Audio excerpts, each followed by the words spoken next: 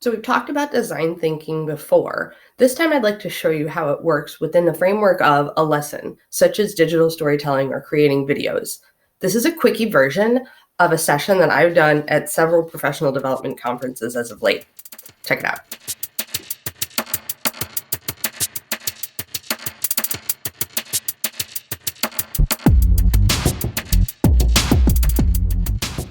All right, so you're already familiar with the steps that are involved in design thinking.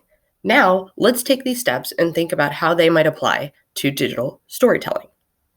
Our first step is empathy. You're going to want to think about who is your audience.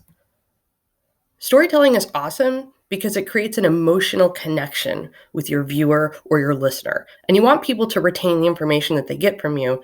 Telling a story is one of the best ways that you can do that. The next steps in design thinking is to define and ideate. What is your story? How do you want your audience to react? You'll need to brainstorm, storyboard, and plan. There are a number of ways you can do this. You can go with traditional analog methods, like using index cards or Post-its to kind of storyboard out what you want to create during your story. You could use all digital means, like Google Slides. Each slide in a Google slide presentation acts as a different pane in your storyboard. Or you could kind of try to cross the two together by using something like a Rocketbook to plan out your story by hand and then scan in your notes digitally using the Rocketbook app.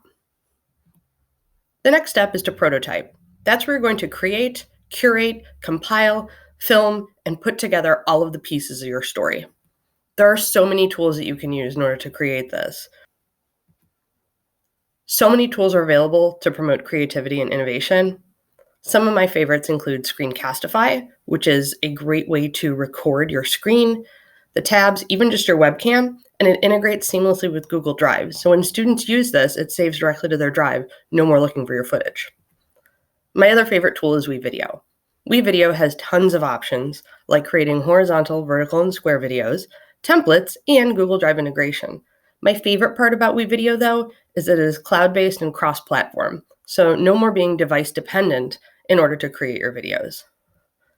WeVideo has an essentials library of content with thousands and thousands of videos, images, sound effects, music. All of the content in the WeVideo Essentials library is free to use, and you can complete an entire project without ever having to leave the WeVideo environment. My favorite part of WeVideo has got to be color keying and green screen.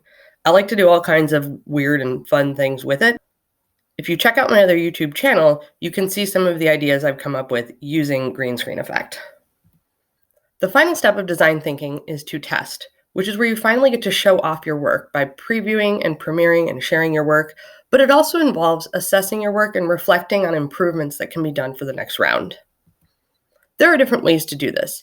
Students can share their work via Google Site or via Google Slides, where each student embeds their work on a different slide.